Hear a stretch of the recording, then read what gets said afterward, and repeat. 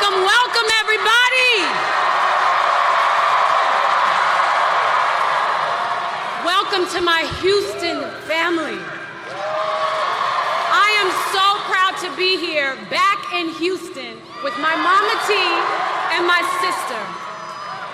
Welcome to this day, this remarkable, this joyous day. A date, a day, a time, a moment with weight and meaning for our country, for our people, and for the world. A moment, Houston, where we grab back the pen from those who are trying to write an American story of division and hatred. A moment when we grab back the pen from those who are trying to write an American story of misogyny and racism.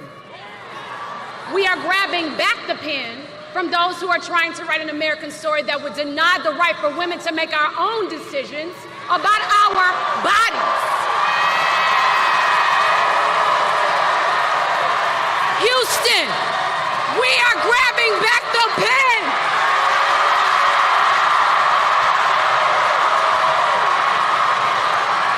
We are grabbing back the pen, that pen, to forge a new path with Kamala Harris and Tim Walz. We are grabbing back the pen to write a new American story, a story of community, of equality, strength, of kindness, and of hope. When I was a little girl and I pledged allegiance to the United States of America, that meant something to me. That flag meant something to me. And today, that means grabbing that pen and casting my vote, as I already did 2 days ago, for Kamala Harris and Tim Walz.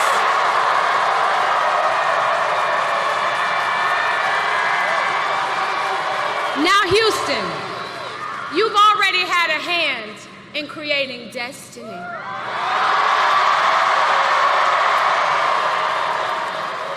So do what you do and do this thing again.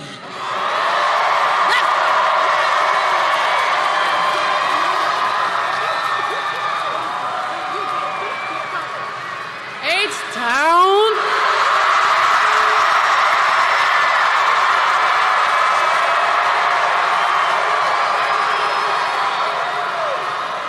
We are so happy to be standing here on this stage as proud country Texas women supporting and celebrating the one and only Vice President Kamala Harris.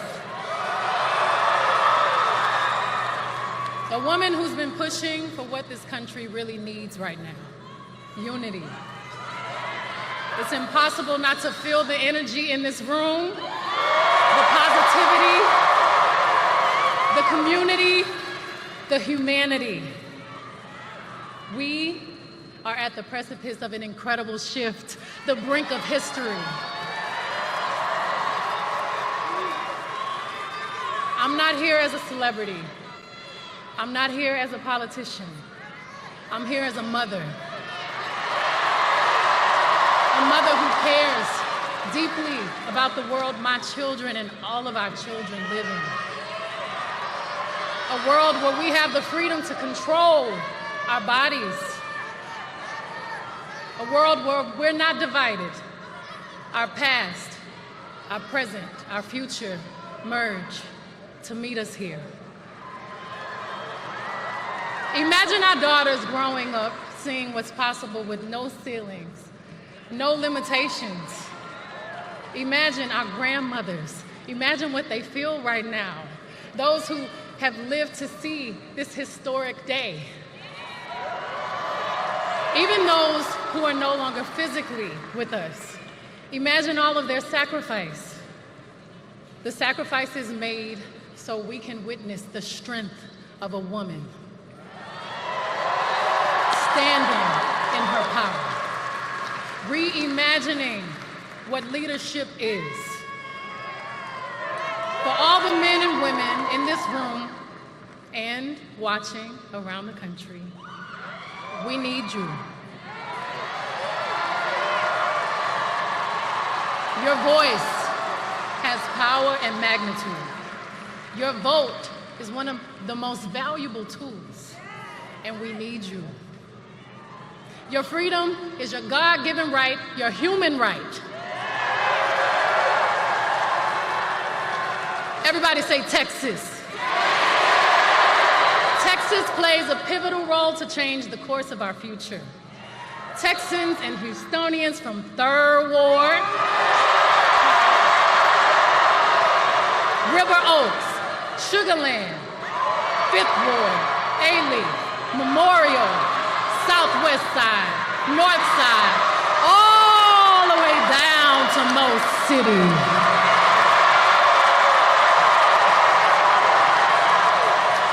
We all have a role to play to make this a reality. We're all part of something much bigger. We must vote. And we need you. It's time to sing a new song. A song that began 248 years ago. The old notes of downfall, discord, despair no longer resonate. Our generations of loved ones before us are whispering a prophecy, a quest, a calling, an anthem. Our moment right now, it's time for America to sing a new song. Our voices sing a chorus of unity. They sing a song of dignity and opportunity. Are y'all ready to add your voice to the new American song? Because I am. So let's do this, ladies and gentlemen. Please give a big, loud Texas welcome to the next President of the United States, Vice President Kamala Harris. Hey, Texas!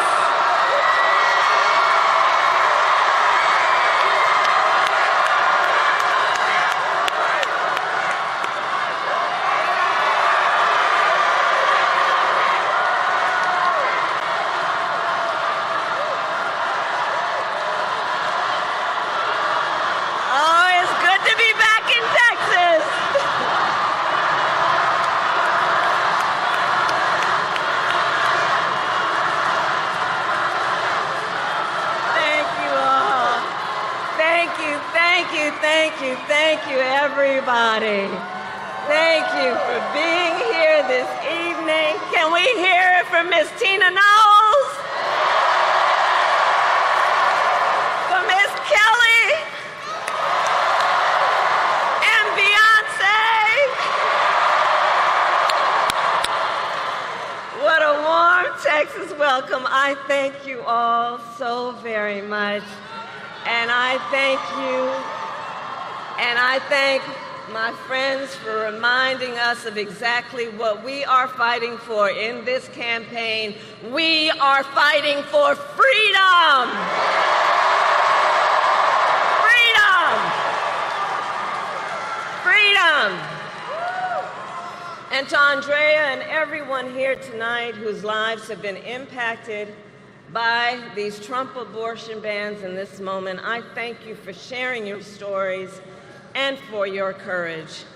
It is an honor to be here with so many leaders and all of you who have taken the time out of your busy lives to be here this evening so we can, as a community of people, as people who love our country, be clear, sound strong, and stand in favor of the freedom of every woman to make decisions about her own body.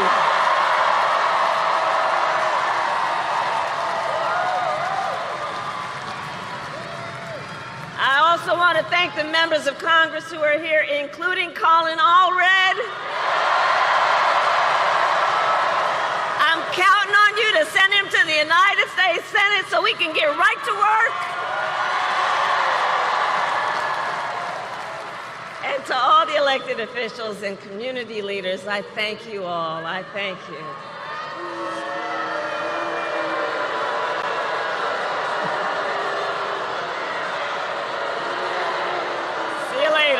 See you later.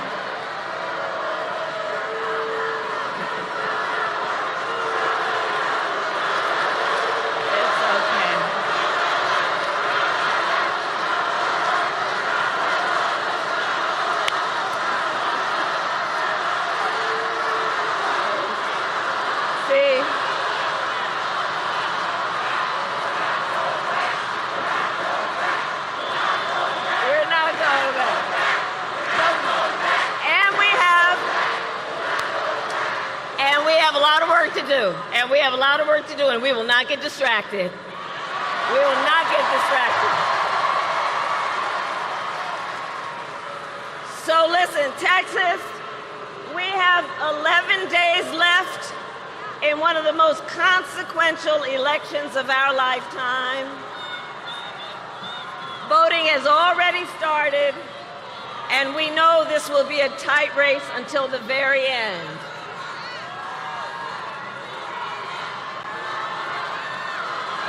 Okay. So here's the thing. Okay, so we got work to do. We got work to do. We got work to do. And I love that there is so much enthusiasm. But let's talk about the work we've got to do. Okay. Because we've got 11 days to see this through, and we will win. We will win. We will win. And we will win, and we will win because we know and understand what is at stake. We are 11 days out from an election that will decide the future of America, including the freedom of every woman to make decisions about her own body and her reproductive freedom. And everyone here tonight is here because we are about fighting for our future and not letting some people take us back. Because we are not going back. We are not going back.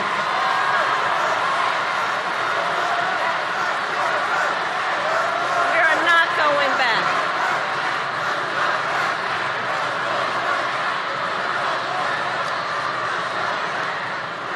And in America, we know freedom is not to be given. It is not to be bestowed. It is ours by right, and we are prepared to fight for it.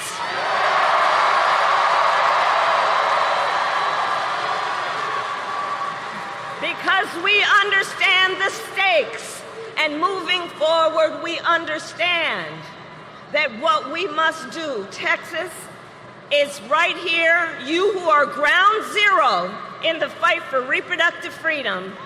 We must be loud, we must organize, we must mobilize, we must energize the people.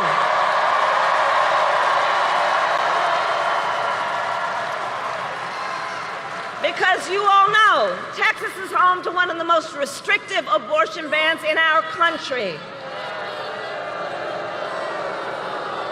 In Texas, abortion is banned from the moment of conception.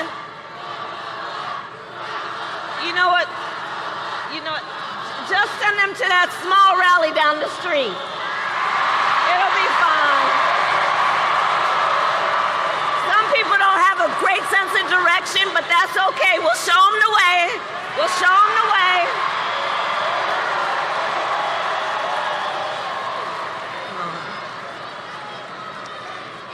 Because we know what's at stake, and we will not be silenced. We know what's happening here in Texas. Doctors and nurses could go to prison for life simply for providing reproductive care. Think about that. Life in prison for healthcare providers for doing what they think is in their patients' best interest. You know what? The beauty of our campaign is we're fighting for democracy.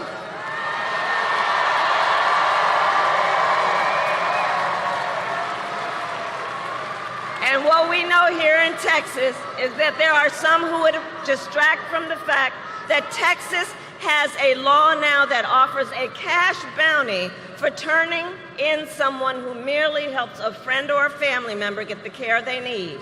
In Texas, the law provides for prison for life for healthcare providers for doing what they believe is in the best interest of their patient. In some counties in Texas, they have passed travel bans to prevent women from going to other states to receive care. These are the stakes. we got here. When Donald Trump was president, he hand-selected 3 members of the United States Supreme Court with the intention that they would undo the protections of Roe v. Wade. And as he intended, they did.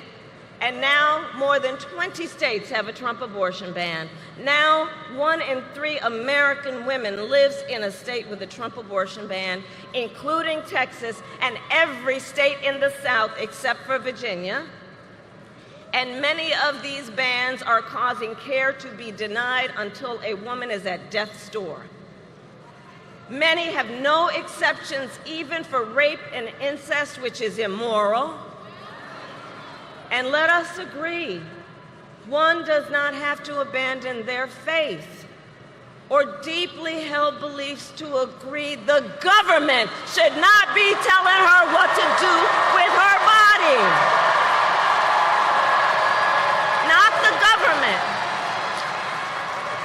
If she chooses, she will talk with her priest, her pastor, her rabbi, her imam, but not the government and some people up in the state legislature telling her what's in her best interest when she knows what's in her own best interest. And let us recognize these same people, check this out, these same people who have argued that these Trump abortion bans are in the best interest of women and children, do look at their records. They tend to be in states with the highest rate of maternal mortality in the country. For decades, these extremist leaders who have neglected prenatal care, maternity care, and postpartum care, and who now, after continuously failing to support women and children, claim to care about women and children. Well, I have a question for them. Where you been? Where you been? Where you been when it comes to prioritizing care for women and children? Where have you been when it comes to helping pregnant women and new mothers? Where have you been when it comes to affordable child care?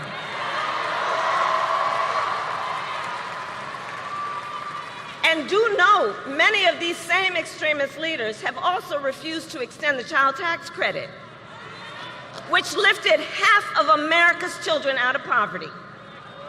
They, who have blocked proposals to lower child care costs for working parents, they who have tried to cut WIC and SNAP for low-income mothers and their children.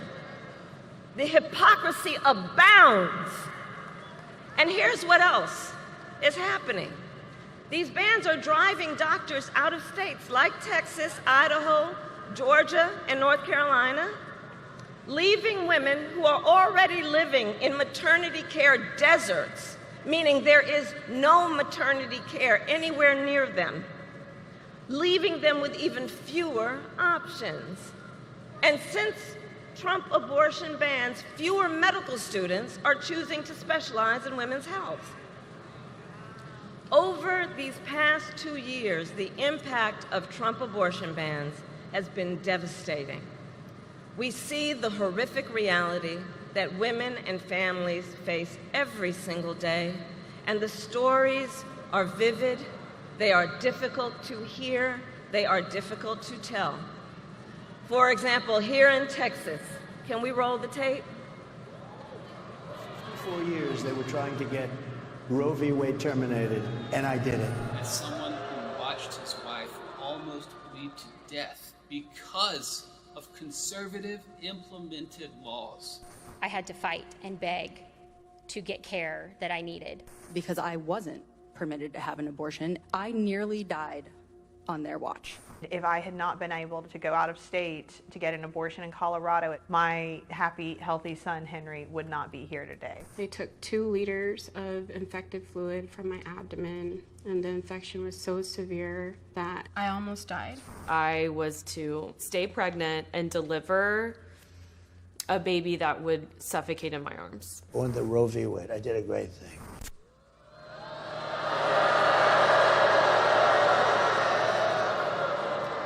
From his own mouth, a great thing.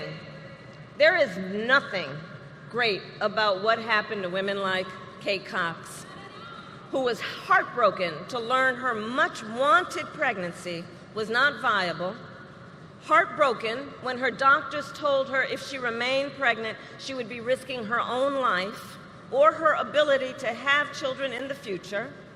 But the Attorney General of Texas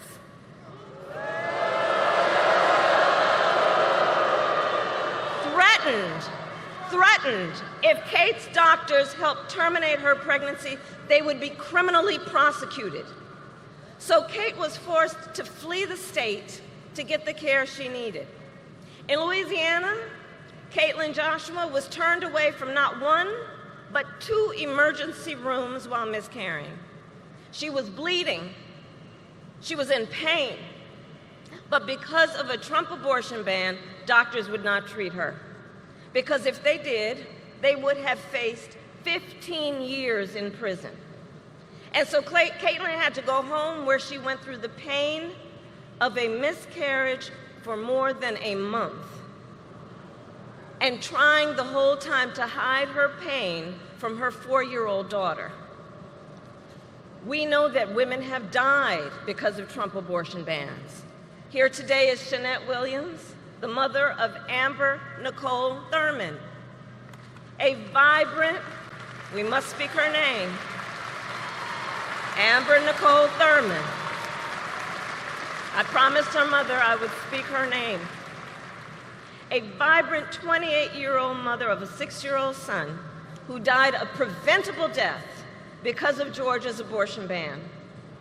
Now, Shanette and her family are courageously sharing Amber's story to make sure we all remember her as more than a statistic, so that we remember Amber was a daughter, a sister, a mother, and that she was loved, and that she should be alive today.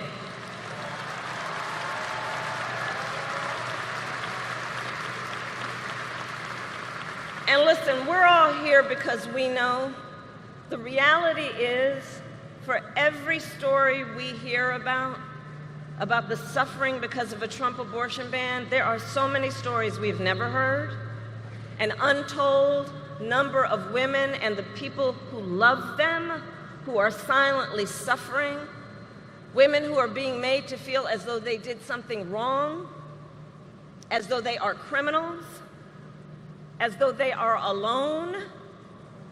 And to those women I say, and I think I speak on behalf of all of us, we see you and we are here with you.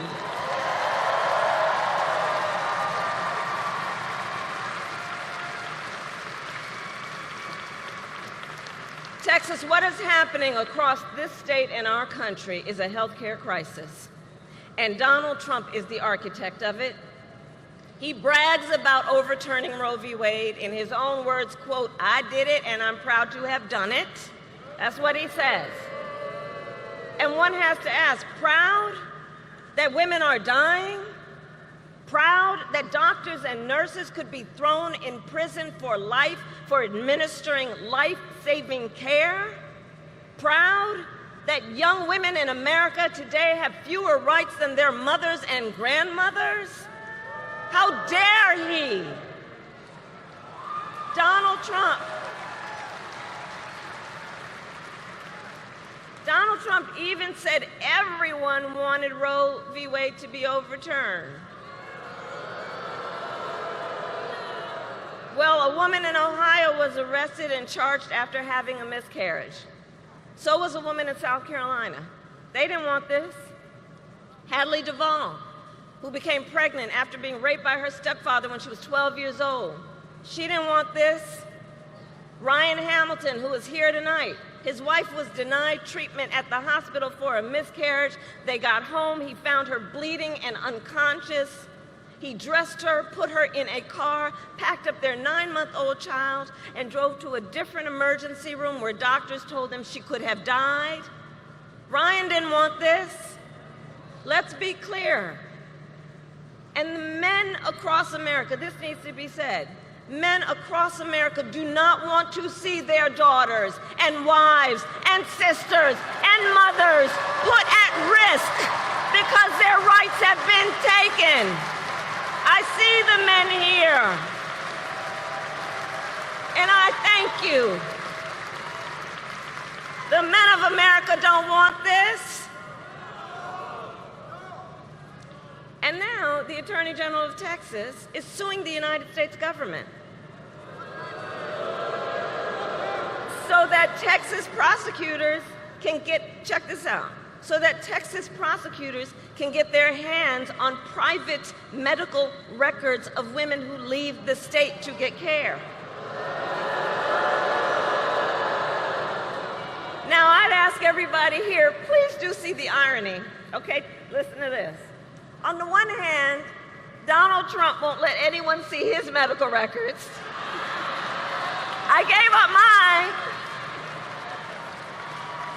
And on the other hand, they want to get their hands on your medical records.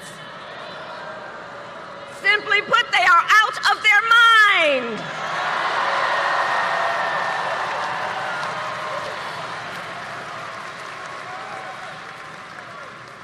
In just 4 years as president, Donald Trump was able to erase half a century of hard-fought progress for women. And now he wants to go even further.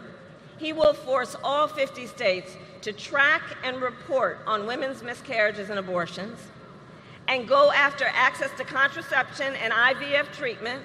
It's right there in his Project 2025. Google it.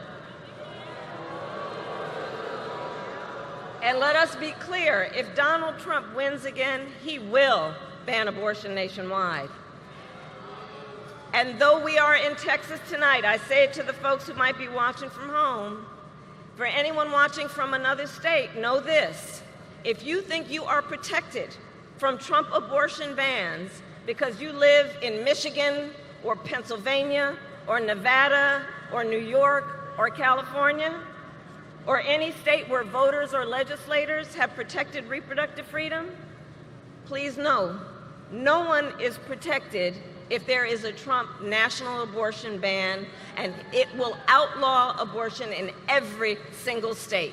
Understand that. And he can do it with or without an act of Congress. All that to say, elections matter. Elections matter. If Donald Trump is president again, he will likely get to appoint at least one additional Supreme Court justice. Remember who we appointed. Call her Justice Ketanji Brown Jackson.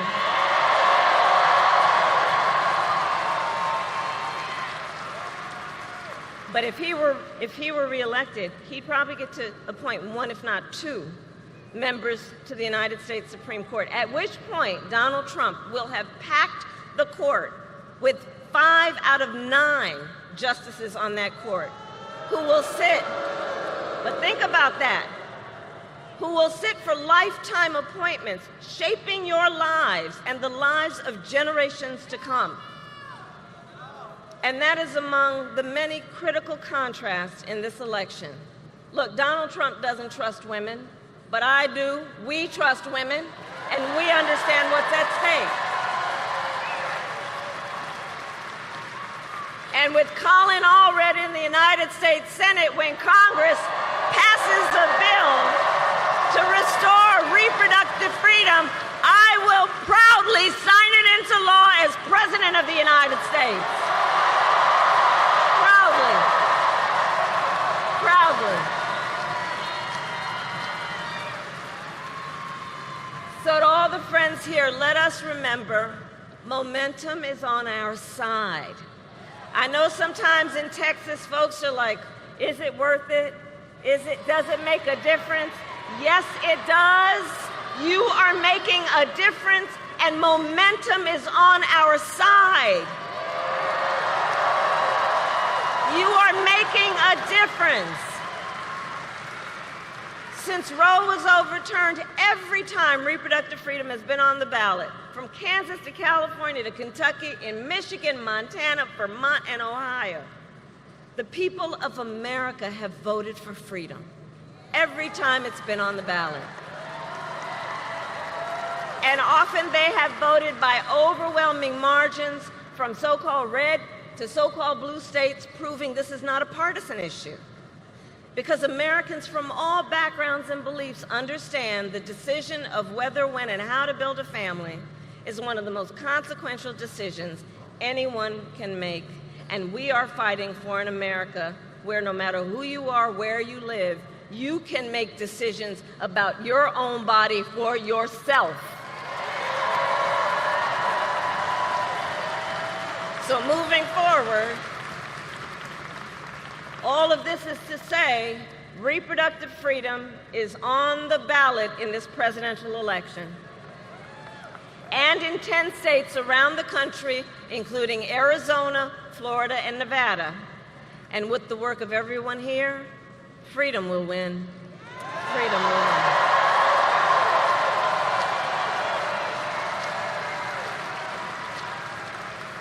And so I want to take a moment to speak in particular to all the young leaders here and across America. Do we have anybody here from Gen Z?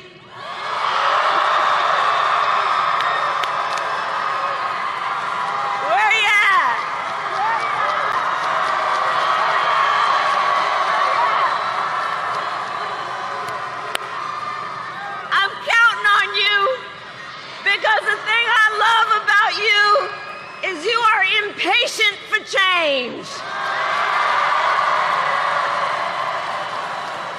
You know it ain't right that you may have fewer rights than your mother or your grandmother. You know it is not theoretical. You know it is not political. It is your lived experience. And I see you, and I see your power. I see your power. And I know so many of you are voting for the first time. Can I see a raise of hands? Can we applaud our leaders who are voting for the first time?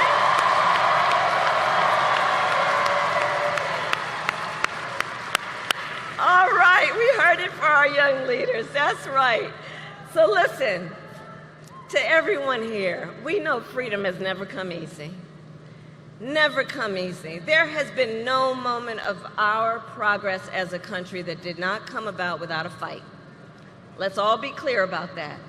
And we are in the midst of a movement. And everyone here is a leader in that movement. So we do this then remembering those who came before us, those who struggled and sacrificed for our freedoms, who found fellowship and even joy in one another in the fight. They found strength and hope in fighting for our ideals. And that is what we are doing.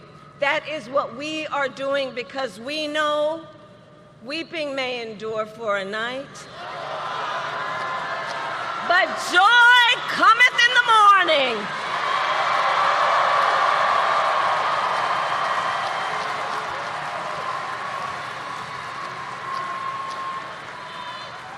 So Texas, election day is in 11 days.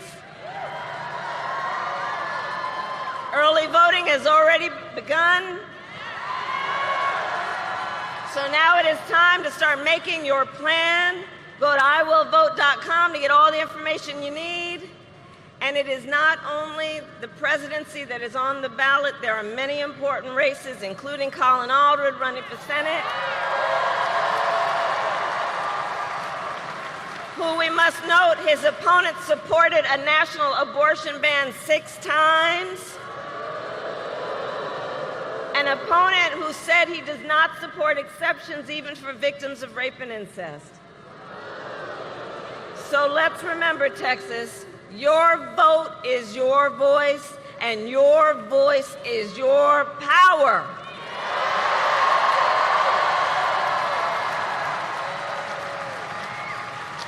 So today I ask you, are you ready to make your voices heard? Do we trust women? Do we believe in reproductive freedom? Do we believe in the promise of America? And are we ready to